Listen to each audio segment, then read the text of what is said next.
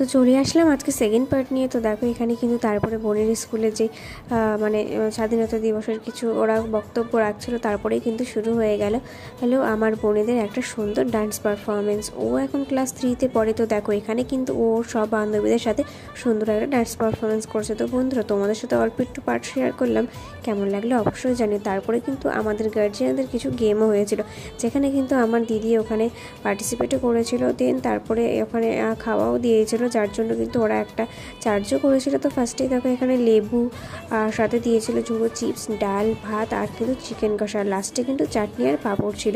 তো তারপরে একদম লাস্টে আমার বোন আর ওর ওই দুই বান্ধবী মিলে কিন্তু একটা সুন্দর গানে নাচ করেছিল, যেটা কিন্তু আমরা সবাই দেখে খুবই ভালো লেগেছিল। ও কিন্তু খুব সুন্দর নাচ করেছিল। আমার বোন কিন্তু সেইভাবে নাচ শেখে না, কিন্তু ও কিন্তু একা একা বেশ ভালোই নাচে। তারপরে লাস্টে আর কি সব বাচ্চা কাচ্চারা মিলে একসাথে একটু নাচা গানা করলো। তো এই পার্টটা কেমন লাগলো জানিও।